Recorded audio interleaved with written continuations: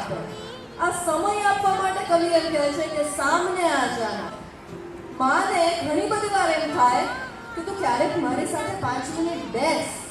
ક્યાંક ને ક્યાંક એક સંબંધ થોડો આગો જતો જણાવે છે. માટે માં એમ કહે કે કહા કહા ઢૂંઢા તુझे, થક ગઈ હૈ અબ તેરી માં.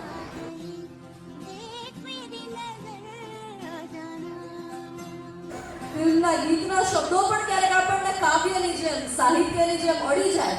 ગુજરાતી સાહિત્યની ક્લાસિક કૃતિઓ હોય, મા એ તમારી દયાળી જ માં જેવી, અથવા તો મોઢે બોલું માને ટાઢક સાંભળે કાગડા જેવી ક્લાસિક કવિતાઓ હોય, એ જ આપણી અંદર ઉતરે એવું નથી. ક્યારેક ફિલ્મના ગીતો પણ આપણને રડાવી જાય. અહીંયાથી જ હમણાં જે સરસ મજાનું ગીત પ્રસ્તુત થયું, મારું ખૂબ ગમતું ગીત છે અને એકથી વધારે વાર હું આ ગીત સાંભળીને રડી ચૂકી છું. લુકા છુપી બહોત હુઈ, સામને આ જાના. આ સામે આવવાની વાત છે નહીં છે. આપણા દરેકના સંતાનો રોજ સાંજ પડે ઘરે પાછા આવે જ છે, નહીં આવે તો જશે ક્યાં. પણ અંદરથી સામે આવવાની વાત છે ઘણી વાર. હવે હું જે વાત કહીશ ને એ કદાચ આ વર્ગ વધારે સારી રીતે સમજી શકશે. ઘણી વાર આપણને એવું લાગે કે આપણું બાળક ઘરે પાછું આવ્યું છે ને, છતાં પણ ખરેખર નથી આવ્યું. કારણ કે એનું ધ્યાન ઘરે પાછા આવીને પણ એના ફોનમાં હોય, એના મિત્રોમાં હોય, એના પોતાનામાં હોય. માને ઘણી બધી વાર એમ થાય કે તું ક્યારેક મારી સાથે 5 મિનિટ બેસ, 5 મિનિટ વાત કર. કઈ વાત ના કર તો આપણે સાથે મળીને કંઈક ટીવી જોઈએ. તું એકલો મેચ જોયા રાખે ને મને ખબર ન હોય કે કઈ ટીમ રમે છે.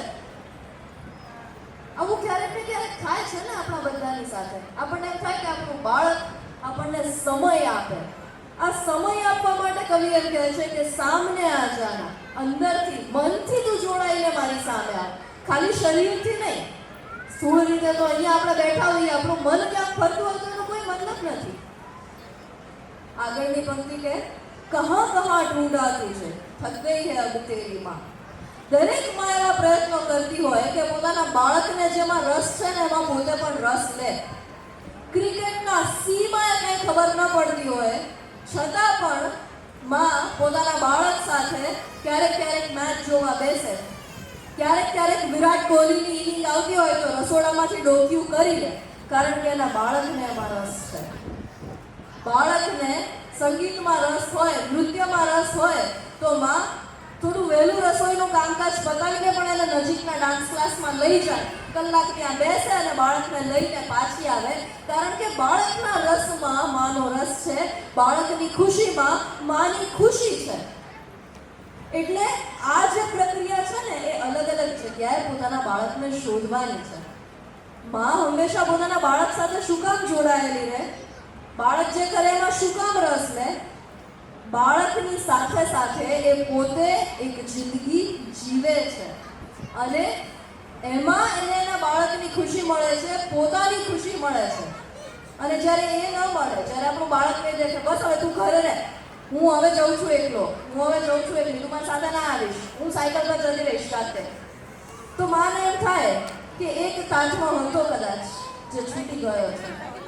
ક્યાંક ને ક્યાંક એક સંબંધ થોડો આગો જતો જણાયો છે. માટે માં એમ કહે કે કહા કહા ઢૂંઢા તુझे, થક ગઈ હૈ અબ તેરી માં. આજા સાંજ હુઈ મુझे તેરી ફિકર. આ સાંજ એટલે કે સ્કૂલ કે ટ્યુશન બનવાનો સમય થયો હોય ને જે સાંજે બાળક ઘરે આવેલી વાત નથી, જીવનની સાંજની વાત છે. માને દેખાય કે જીવનમાં અંધારું થવા જઈ રહ્યું છે, એ સાંજની વાત છે. ત્યારે માં કહે છે કે બસ હવે ઘરે પાછા આવવાનો સમય થઈ ગયો છે, કારણ કે ઘર એવી જગ્યા છે જ્યાં કશા કારણ વગર હું થઈ શકું.